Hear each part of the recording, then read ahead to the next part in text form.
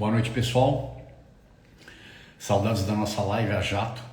Semana passada foi semana de aulas mais intensas de lançamento. Então a gente voltou aqui com as nossas queridas live a jato. E eu fiz alguma caixinha de pergunta hoje no Instagram. Eu respondi algumas perguntas aqui e vou responder outras aqui para vocês. Inclusive eu repeti algumas que eu acho que valem a pena. E vocês fiquem à vontade também para fazerem as perguntas de vocês por aqui, tá bom? E eu já vou direto, como sempre, live a jato, direto ao ponto, ideal 30 minutos, geralmente eu passo um pouquinho, mas é sempre a ideia.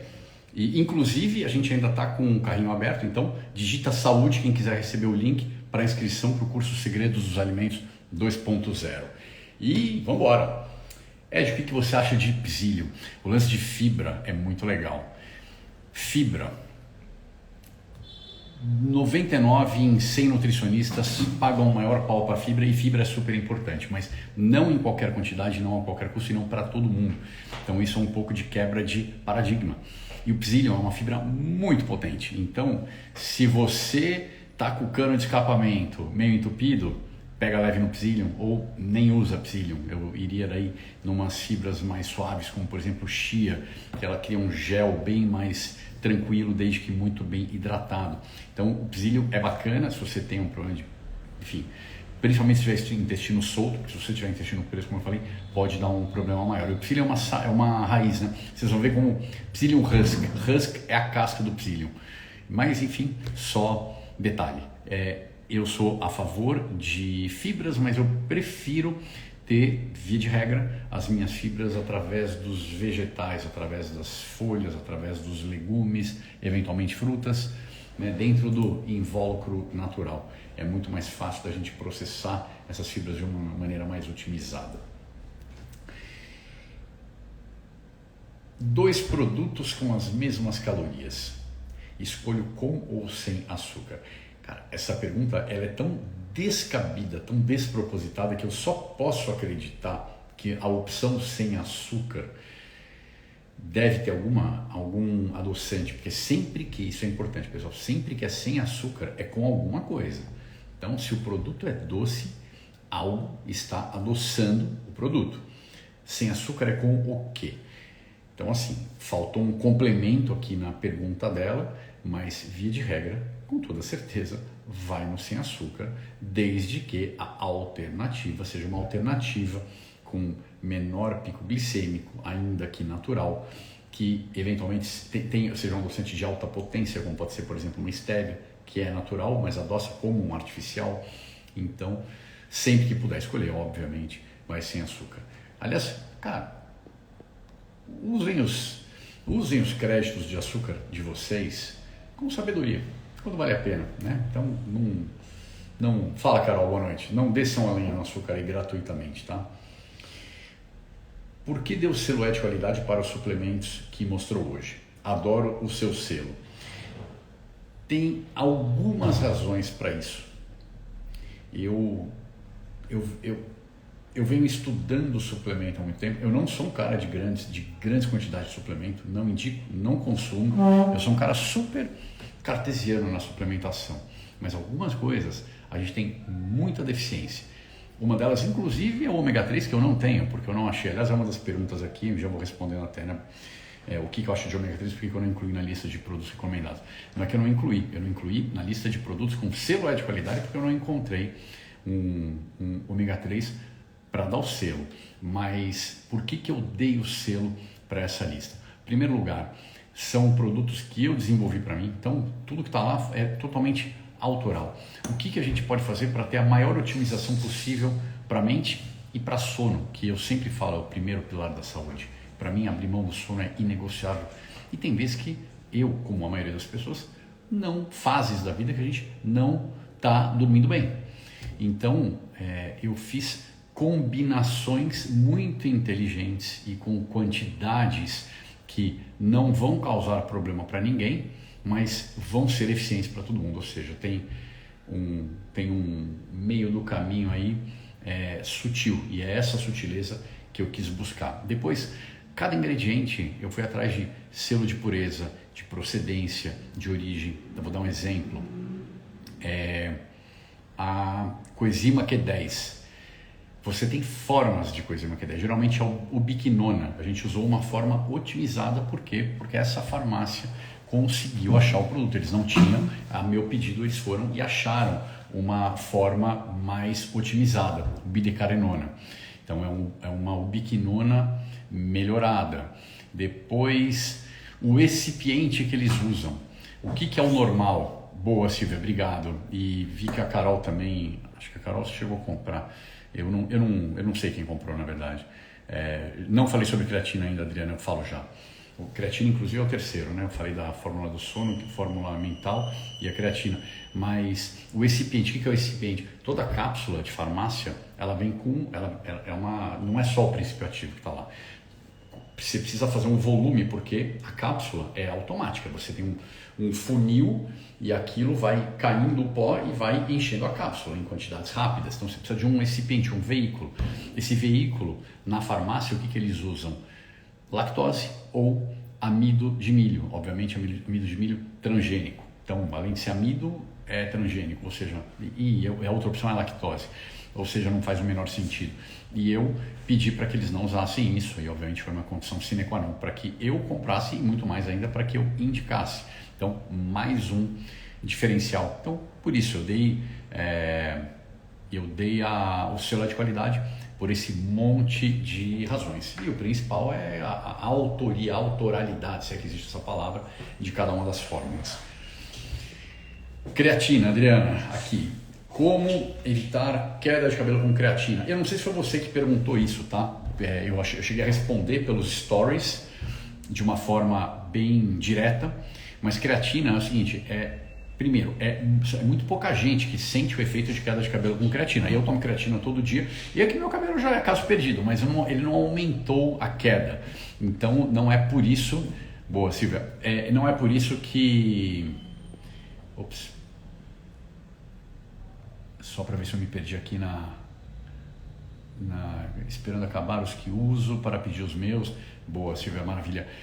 E o que eu ia falar da creatina? Então, a creatina, para algumas pessoas, elas sentem um efeito de queda de cabelo. Por quê? Porque a creatina, ela faz a gente aumentar um pouco a produção de um hormônio chamado DHT, que é uma forma alterada de testosterona. E alguns... O minoxidil, o aloxidil, a finasterida, que é um nome patenteado de um minoxidil, enfim, não é o genérico, né? Eles atuam quimicamente, mas você tem, seja oral ou tópico, mas você tem ativos naturais que ajudam. E dois deles são usados em combinação muitas vezes. Um é o sal-palmetto, que inclusive não tem muito estudo endossando a questão dele com testosterona, mas tem estudos preliminares que sugerem que sal-palmetto pode ajudar na produção de testosterona. Então, sal-palmetto e Pygeum, Pygeum, se eu não me engano é assim que escreve. E geralmente é usado em combinação para bloquear a produção de DHT através da creatina. Então, é uma possibilidade, mas antes, dá uma sentida se você vai ter um pouco de queda de cabelo com isso. Se você tiver queda de cabelo com creatina, você pode parar a creatina um pouquinho, ela volta e depois, se você quiser, você usa em conjunto. Eu recomendo que você use a creatina. Faça o teste, muito melhor do que não usar a creatina. A creatina é o aminoácido mais estudado que existe. E assim, o mais incontestavelmente eficiente.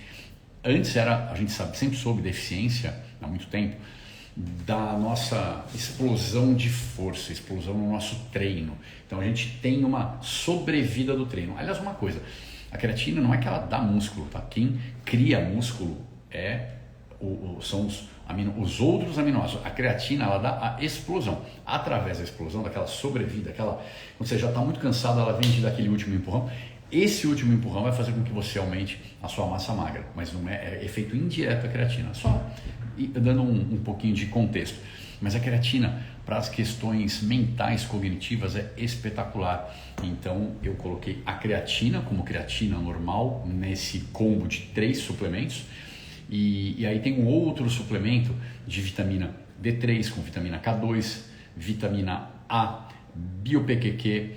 E aí nesse combo e ele não precisa ser tomado junto, tá? Isso é uma coisa, creatina é outra. Pode ser tomado junto, não precisa ser tomado junto, mas os dois juntos ao longo do dia, ainda que de forma assíncrona, vão ajudar muito na parte mental e cognitiva. Então eu estou super feliz. Eu já consumo isso há um tempo, na verdade. Acho excelente.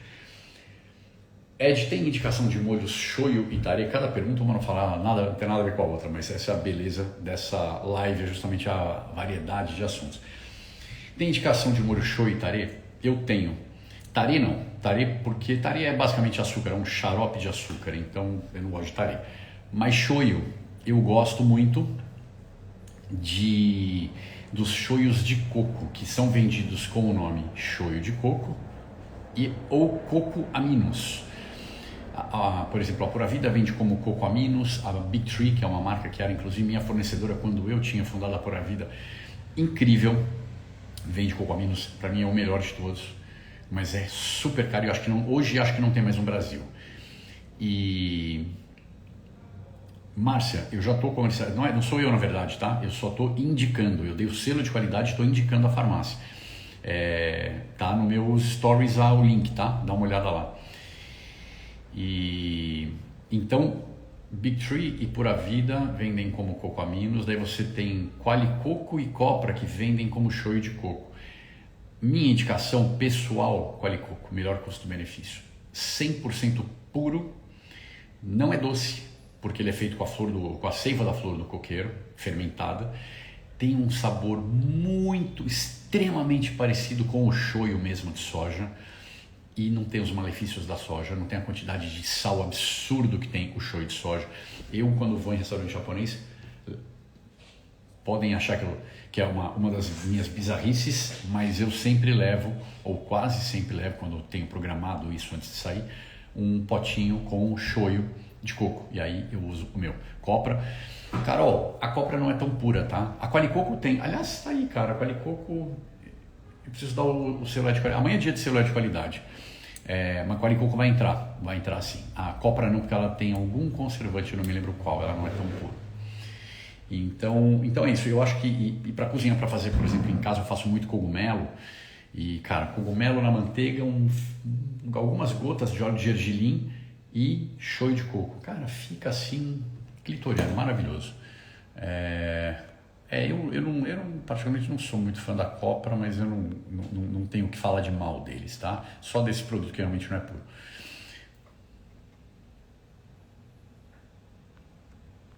Ui. Fernando, boa noite, eu te acompanho há alguns anos, mas nunca participei de uma live. A creatina pode fazer umas pausas, como você indica o uso, horário, etc. Excelente pergunta. A creatina ela tem efeito cumulativo. Você até pode fazer pausa, mas você não precisa. Em geral, o suplemento é bom você fazer pausa, mas dependendo do suplemento, né? No caso da creatina, você não precisa fazer pausa, e no caso da fórmula de cognição que eu comentei agora, também não precisa. A fórmula do sono, eu recomendo que não seja tomada todos os dias. Se você já está dormindo super bem, não toma. Se você está numa fase mais complicada, é bom tomar. Então, assim, tudo 100%, obviamente, não precisa nem falar isso, mas 100% natural. Mas hora do dia da creatina, como é efeito cumulativo, não tem problema. Existia uma teoria que tinha que ser tipo meia hora antes do treino, para justamente ela otimizar a fabricação de ATP, né, adenosina trifosfato, que é o nosso combustível. Mas na verdade a gente vai ter esse ATP otimizado independente da hora que você tomar creatina. Carol, Ed, faço uso da tibolona, menopausa. Isso pode causar algum conflito no sentido de fazer mal associado a esses suplementos? Carol, eu duvido, tá? Eu duvido. Eu não vou atestar que não com certeza. Vale a pena uma pesquisa e eu vou até anotar isso aqui e eu te falo.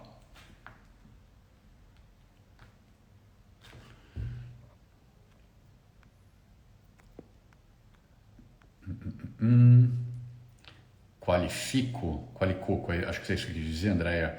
Qualicoco, tá? Qual show de coco? É que eu tô lá em cima. Qualicoco, gente. Alguém pediu para escrever aqui, é bem simples. Dúvida: quantos utensílios domésticos o preparo de alimentos interfere na saúde? Panelas, micro-ondas, recipientes de plástico. Abraço, obrigado. Nola Vinícius, fala, meu. Cara, essa pergunta na verdade ela é bem abrangente, porque ela pode pegar muita coisa. Por exemplo, silicone tem gente que tem pavor, não tem problema nenhum, é super seguro. Panela, idealmente de cerâmica, de barro, de inox é bacana também. De vidro, obviamente, super inócuo, mas é um horror para limpar depois. Então, isso é o ideal. Panela que tem o antiaderente, evita. Essas realmente são as piores. Com relação a micro-ondas, cara, eu por muito tempo não usei micro-ondas. Aliás, até hoje, eu não uso micro-ondas, não gosto de micro-ondas. Mas não tem comprovação de que o micro-ondas faça qualquer tipo de mal. Porque o tipo de onda do micro-ondas é onda curta. E a onda curta, ela, por exemplo, se o micro-ondas for relativamente novo ou bem vedado, não tem problema para quem está do lado de fora, que era um dos receios. E com relação ao alimento, não existe radiação no alimento. Não vai ficar com radiação ou qualquer coisa ruim. Então não tem sequela para o alimento. Isso que eu estou te falando é literatura. Não existe nada que condene de forma científica micro-ondas. Mas tem muita coisa que a gente não tem informação, não tem comprovação científica para o bem ou para o mal, mas que o bom senso pode falar mais alto. No caso do micro-ondas eu não vejo problema em usar, eu particularmente não uso, prefiro que não use pro Theo. Então eu prefiro sujar mais panelas do que fazer um pratinho e esquentar no micro-ondas para ele. Eu não gosto, mas eu não posso ser leviano de falar com base em nada, porque é com base em nada, base em achismo, que o micro-ondas é pior do que qualquer outra forma de esquentar. Eu fujo cada dia mais, com perdão do francês, da cagação de regra. Então eu tenho, por exemplo, químico, adoçante químico, vamos falar de sucralose. Cara, até o aspartame, que é tido como o maior dos capetas dentro dos adoçantes químicos, não tem estudo comprovando que eles fazem mal, porque os estudos que comprovam que eles fazem mal são feitos em ratos com quantidades completamente não humanas, assim, não práticas, não viáveis, não críveis, são quantidades absurdas. Inclusive foi feito um estudo com Coca-Cola. Coca-Cola era aspartame. Coca-Cola é uma das coisas que eu mais odeio na vida, tá? Então não me entendam mal. Mas comprovando o problema de Coca-Cola, ligando Coca-Cola a câncer. E os caras conseguiram chegar nisso com rato e ser o equivalente do que enfiaram dos químicos da Coca-Cola, na verdade do aspartame da Coca-Cola, no rato seria o equivalente a gente tomar algo em torno de 500 latas de Coca-Cola por dia durante 5 anos, ou seja, uma coisa completamente nonsense. Então, o micro-ondas entra um pouco nessa história. Por conta disso, eu acho tranquilo consumir aspartame, sucralose, sulfamicar e por aí vai, ciclamato? Eu não acho tranquilo. Acho que tudo que é químico, o nosso corpo vai lutar, o nosso corpo não vai entender como alimento. Ele vai, de alguma forma, ter um efeito colateral pequeno, perceptível ou não. Então, eu prefiro evitar. Então, essas são as coisas assim. O que a gente pode se basear pela ciência e o que a gente pode se basear pelo bom senso. Eu falo que a nossa vida já é química demais sem a gente querer. Então, o que a gente tiver opção, vamos deixar de lado, certo? O que é bio-PQQ que você incluiu na fórmula da vitamina D? Bio-PQQ, ele é um espetacular antioxidante e um otimizador de funções mitocondriais. É um baita do ingrediente. Eu nunca tinha visto nenhuma fórmula na verdade, fórmula combinada. Então cara, essa fórmula está espetacular. Vitamina D3, A, K2, bio-PQQ o PQQ é o que eu falei. O bio-PQQ é uma forma patenteada eles chegam no ativo através de fermentação natural. Então, um processo só físico, não é um processo químico, é um espetáculo. Então, é a melhor forma possível, né? Aliás, não tinha falado isso antes quando eu estava falando das fórmulas. É mais uma razão para eu ter usado essa específica que eu acabei usando. Tomei um TCM que você indicava por um tempo e tenho usado o Super Coffee. O que você acha? Cara, em primeiro lugar, 1 milhão de vezes melhor que o Super Coffee é o Mata Coffee, né, cara? Que é o da minha empresa e dá um pau no Super Coffee ou em qualquer outra versão aí do Bulletproof Coffee, que é o original, né? Embora seja um produto feito em casa. E Bulletproof é a combinação de café, TCM e manteiga. E aí fizeram variações sobre o tema. O Mata Coffee, cara, de sabor, de efeito, de pureza, esquece qualquer um no mundo, e falo isso com absoluta confiança e tranquilidade. O que eu acho de manhã para tomar em jejum? Acho excelente, cara, porque eles vão te dar, mas cara, aliás, eu vou dar um passo além. O Super Coffee, ele, como todos os outros, tá? Não é demérito do Super Coffee, eles têm TCM como um dos principais ingredientes. Só que o TCM deles é em pó, como todos os outros produtos em pó, como o Mata Coffee é em pó, só que não existe óleo em pó puro. Então, para o óleo ser convertido em pó, ele precisa passar por um processo chamado spray drying, aonde eles precisam colocar um veículo, e esse veículo ele é em torno de 50% da composição do TCM, e o veículo normalmente utilizado é maltodextrina. E aí eu devolvo esse ponto para você. Se você vai tomar um café genérico, um café funcional que tenha um TCM genérico em pó, você vai estar querendo dar uma aumentada nos seus corpos cetônicos com o TCM e com o jejum, mas você vai jogar totalmente contra, colocando maltodextrina em grandes quantidades, pelo menos no percentual do TCM, mais ou menos 50%, para o corpo. E a maltodextrina vai fazer o quê? Vai aumentar a sua glicemia, vai aumentar a sua insulina. Com insulina você quebra boa parte da produção de corpos cetônicos, então não é o ideal. No caso do Mata Coffee, a gente desenvolveu o nosso TCM em pó dentro da mata, a gente que produz o TCM em pó. A gente levou mais de um ano extra para lançar o produto, porque eu me recusei a lançar com um TCM em pó genérico com maltodextrina, porque não fazia o menor sentido. Então, tá aí a sua resposta.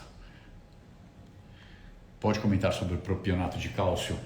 Cara, exatamente o que eu falei há 5 minutos dos adoçantes vale. Isso aqui é um conservante, vale para todos os conservantes. Então é parte da premissa, uma premissa duvidosa, mas é uma premissa que, se está no mercado, e está no mercado, é porque a Anvisa liberou, é porque a Anvisa não vê como algo arriscado.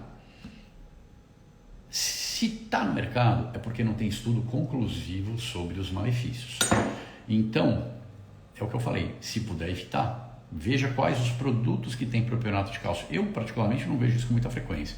Dá uma olhada em quais produtos e olhe alternativas que não tenham. Eu sempre vou preferir e sempre vou sugerir ir por esse lado, tá? Elo, conheci seu perfil há alguns dias, de você é necessário. Muito obrigado, Elo. Miriam, o que é Super Coffee? Putz, Miriam, é um café funcional, enfim, uma combinação de café com vários ativos para dar um up diferente. Mas, e o que é Bear Sands? Não sei como é que fala aqui. O que é TCM? Triglicérido? Não conheço um monte de siglas que vocês falam.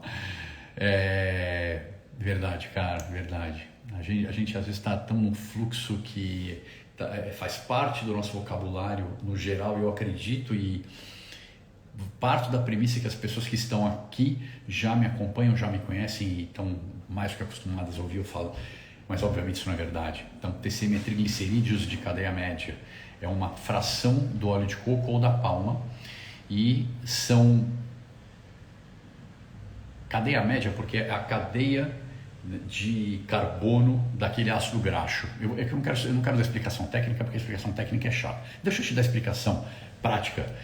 É um tipo de gordura específica e só ela tem essa característica, que ela é metabolizada direto no fígado e ela é convertida em corpos cetônicos. Corpos cetônicos, que é outra palavra que você não deve conhecer, é a nossa forma bioativa, biodisponível de gordura.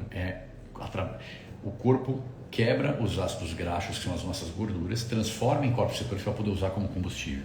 Então o TCM, ele meio que abre essa via, ele mostra para o corpo como utilizar a gordura como energia, porque a gente usa essencialmente glicose nos nossos dias atuais, porque a gente está o tempo inteiro dando açúcar e carboidratos de forma geral para o nosso corpo. Então o nosso corpo ele carece de corpos cetônicos. Então o TCM ele abre essa comporta. De nada, Fernando. Experimenta o Mata Coffee, cara, acredita em mim, ele é espetacular mesmo, e a começar pelo sabor, tá? E sugiro que você vá no de cacau, os dois são incríveis, mas para mim o Mata Coffee cacau é o top do top. Paciente renal crônico pode tomar a fórmula do sono? Adriana, tudo que tem alguma peculiaridade médica, a gente tem que ter muito receio do que falar. Mas tudo que está lá são... Eu não coloquei melatonina, que é hormônio, mas eu coloquei neurotransmissores, 5-HTP, GABA, que o corpo produz, tá? Então, em quantidades absolutamente seguras. Então, a princípio, eu te digo que não, mas eu não posso assinar embaixo disso. Eu prefiro, se você é paciente renal, se você ou conhece algum paciente renal crônico, com certeza tem um médico que acompanha. Passa a lista de ingredientes para ele e deixa ele falar. Eu prefiro isso. Sobre o TCM em óleo, o Matacov substituiu. Eu acho que eu estou bem para trás ainda nas mensagens, já expliquei. Beleza, óleo de milho, algodão são bons? Não, são bem ruins, tá? Isso são os óleos vegetais, o que a gente chama. Existe um termo que na nutrição e na medicina se convenciona usar, que é o termo óleos vegetais. Só que óleos vegetais é um termo inacurado, porque azeite de oliva, óleo de coco, óleo de palma, é tudo óleo vegetal, mas não faz parte desse grupo. Soja, milho, canola, girassol, algodão, amendoim. São óleos que são extraídos de forma química, com alta pressão, com alta temperatura. Formas de extração que degradam absurdamente os óleos. E já fazendo um parênteses, essa é a matéria-prima das margarinas. Então as margarinas todas, inclusive a nova, é absolutamente cagada, porque já começou com uma matéria-prima zoada e errada. Então não são boas opções, são péssimas opções.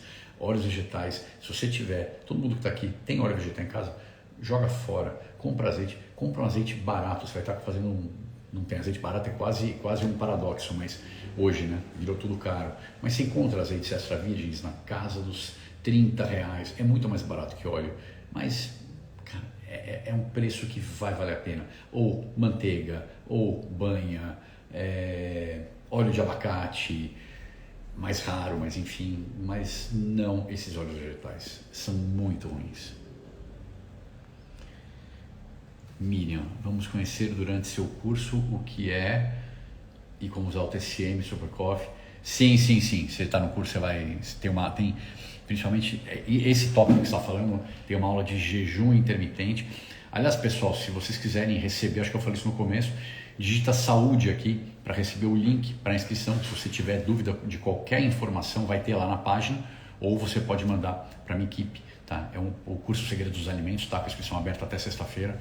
E cara, é o que eu falo, é o curso mais eficiente, disruptivo, transformador de alimentação no Brasil, e custa por mês menos do que um jantar para uma pessoa, então em São Paulo pelo menos. Então, cara, o melhor custo-benefício que você vai ter. E tem 15 dias de garantia. Se por acaso você achar que o curso não se pagou em várias vezes, manda um e-mail, depois de assistir o curso, manda um e-mail e a gente devolve o dinheiro. Então vale muito a pena. Digita a saúde que a gente manda. Gel de carboidrato causa algum impacto no organismo a longo prazo? Elô, o meu problema de gel de carboidrato é a química que a maioria deles tem. Porque quando você usa gel de carboidrato, quando você está no meio de um exercício extenuante, no meio do exercício, não se preocupe com o pico glicêmico. Tá? Eu já tive a minha fase de carbo freak, de carbofóbico, né? Não carbofóbico, mas gel, esses carboidratos. Quero comer carboidrato, quero comer açúcar, que é basicamente o que o gel entrega, eu vou ter prazer num doce, eu não vou colocar um gel merda que é insosso. Mas pela praticidade, durante um treino muito porrada, dá para usar sem nenhum efeito. De novo, o meu problema é a química. Então, se você precisar do açúcar, ou tem um gel muito puro, ou de repente uma barra de rapadura, entendeu? Alguma coisa que vai dar um pico glicêmico absurdo, mas no meio do exercício, esse pico ele nem vai chegar a subir. Se você estiver realmente usando, quando a sua energia estiver acabando, aquilo vai ser absorvido na hora, vai entrar com energia na hora, então não é problema. Mas eu particularmente não sou fã de gel de carboidrato, tá? Me fala, Adriano, o que o médico vai falar, beleza? Óleo de coco no café faz mal? Cara, eu gostei dessa pergunta. Não faz mal, mas acontece o seguinte, quando a gente descobre a alimentação low carb, ela é libertadora por várias coisas. Não é low carb de medo, pânico do carboidrato, não. Low carb moderada, tá? 150 gramas de carboidrato por dia, carboidrato pra cacete. Então, comendo comida de verdade, praticamente, você pode comer o que você quiser, que você não vai explorar isso. E Quando a gente para de comer ultraprocessado, quando a gente reduz a quantidade de carboidrato, tá? A gente aumenta a saciedade, a gente equilibra os nossos hormônios, a gente passa a poder comer muito mais sem ganhar nenhum tipo de peso. Eu tenho uma aula sobre isso super completa, aliás, parte dessa aula eu dei numa live há 2 semanas atrás, que acho que ainda está no meu canal, que vale muito a pena assistir, então eu não vou entrar em detalhe aqui dos mecanismos disso, tá? Mas o fato é que quando a gente descobre o que a low carb pode fazer pela gente, no quesito liberdade mesmo, tá? No quesito liberdade. Estou fazendo uma alimentação low carb, cara, eu praticamente descobri como comer quanto eu quiser, sem engordar e sem precisar ficar preocupado com quanto eu estou comendo. Muito bem, isso acontece, isso é um fato. Mas aí quando acontece isso, o que as pessoas fazem? Low carb, por definição, é mais alta em gordura. Então, gordura faz bem e é seguro. Sim, faz bem e é seguro, mas estamos falando das gorduras naturais dos alimentos. O cara que descobriu a low carb, que está encantado, e eu passei por isso, tá? Há 12 anos atrás, eu me lembro de eu e o Flávio, quando a gente estava fundando a Pura Vida, lá na Califórnia, preparando o Bulletproof, que eu acabei de falar aqui, né? Ainda não existia nenhuma versão pronta. A gente comprou tudo, comprou café, comprou máquina, comprou um negócio, chaleira, tudo para fazer no quarto. A melhor manteiga, TCM. E o que a gente fazia? Cara, quantidades boçais daquilo. Inclusive quantidades boçais do próprio café, coisa que eu jamais recomendaria hoje, tomar cafeína de forma indiscriminada. Então a gente tomava café pra caramba, manteiga pra caramba e TCM pra caramba. Isso é uma babaquice, isso era ignorância de nós dois, porque a gente estava descobrindo esse mundo. Então eu estou me alongando aqui para dizer o seguinte: a low carb é linda, mas perca o medo das gorduras, não perca a noção. Adicione um pouco de gordura no que você quer, não tenha medo, não precisa tirar a gordura natural de nenhum alimento, está tudo certo. Mas isso não quer dizer que você precisa adicionar quantidades industriais de óleo de coco no seu café ou aonde for.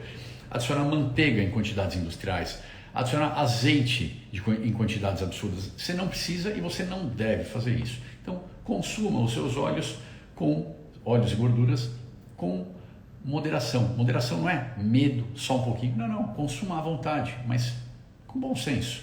Então, a resposta do óleo de coco no café, ele não faz mal, principalmente por questão de ser gordura saturada, talvez seja esse o foco da sua pergunta. Não faz mal. Silvia, divisor de águas esse curso, façam. Obrigado, Silvia, é verdade. Muito obrigado. Obrigado, Ana.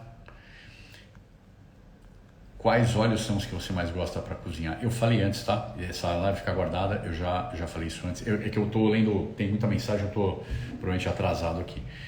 Explica um pouco melhor da sua área de estudo. Diferença entre nutrição, ciência e engenharia de alimentos.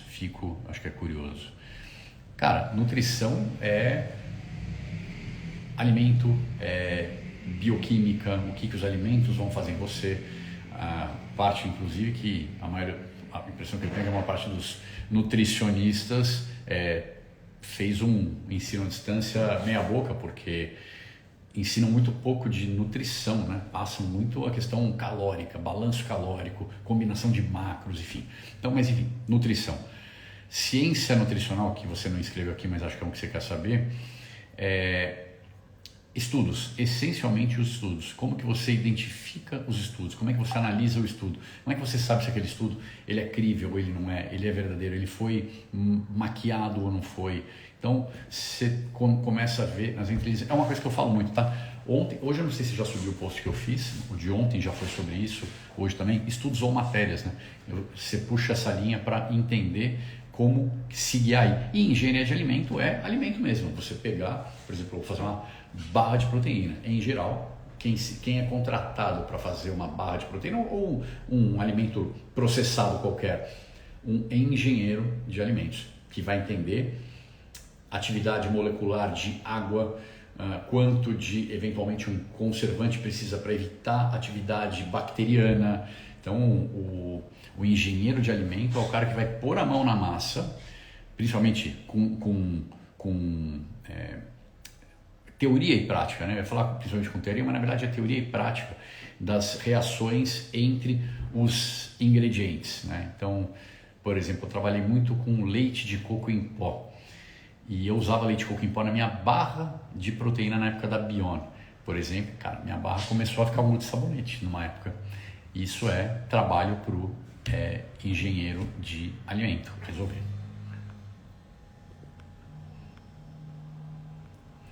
Me explica a diferença low carb, cetogênica e mediterrânea. Mediterrânea não tem nada a ver com isso, tá? Mediterrânea...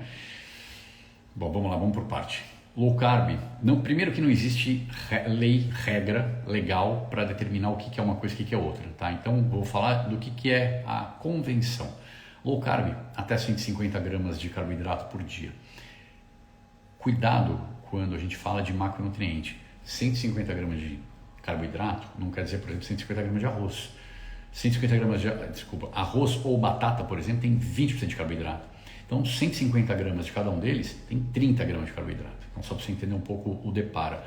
E eu falei de macro porque vale na proteína também, né? A gente às vezes associa, precisamos consumir quanto de proteína? Eu sempre falo de 1,5 a 2 gramas de proteína por quilo de peso. Mas, o que são 1,5? O que são 100 gramas de proteína, por exemplo? São 100 gramas de bife? Não, são mais ou menos 400 gramas de bife, de carne, o que quer que seja. Então, o macronutriente, o ingrediente, ele contém aquelas proporções de macronutrientes. E às vezes ela é essencialmente carbo ou essencialmente proteína, mas cuidado para fazer essa conversão. Dito isso, low carb 150, cetogênica é uma dieta muito low carb, até 50 gramas de carboidrato por dia. É uma dieta relativamente difícil de fazer, bem excludente, bem restritiva. E mediterrânea é uma dieta que, cara, ela tem uma amplitude de interpretação gigante, mas basicamente uma dieta base.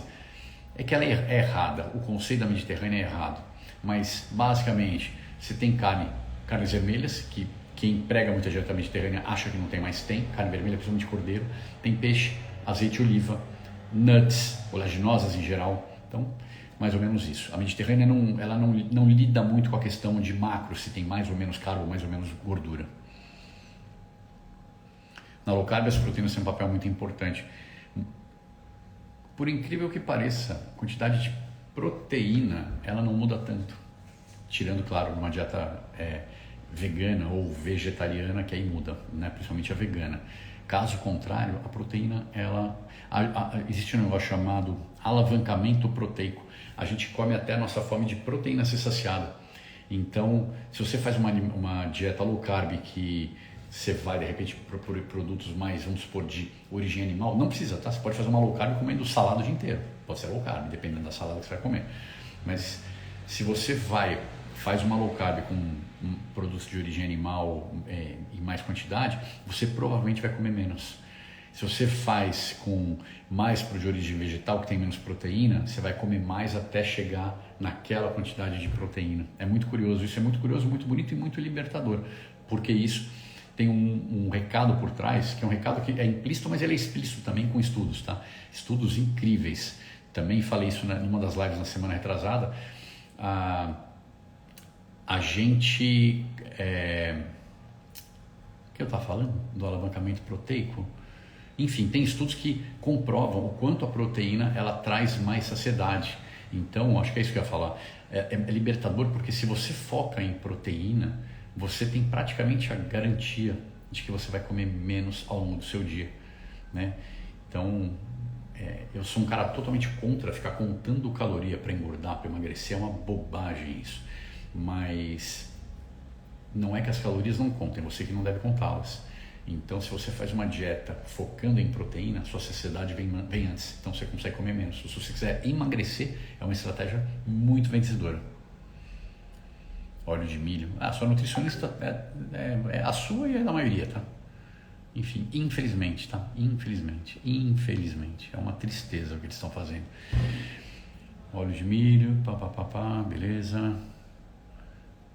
Vem pro curso, Fernando, você vai gostar, cara. Tem muita coisa boa lá. A vida toda aprendendo a comer 2 porções de proteína do tamanho da palma da mão. Não, esquece palma da mão. Você vai ter a mesma palma da mão se você pesa 100, 200 quilos ou 50. É uma bobagem isso. Você vai comer 1,5 a 2 gramas por quilo. Dietas qualitativas sempre é isso. Pessoal, 45 minutos aqui, mais ou menos. Então, vão por aqui. Tem algumas perguntas que eu não fiz, eu faço na quarta que vem. Então toda quarta-feira, às 7h30 ou 7h, eu faço a live a jato. Então, obrigado por estarem aqui. Foi um prazer, como sempre, estar com vocês. E quarta-feira que vem a gente se vê. Abraço a todos.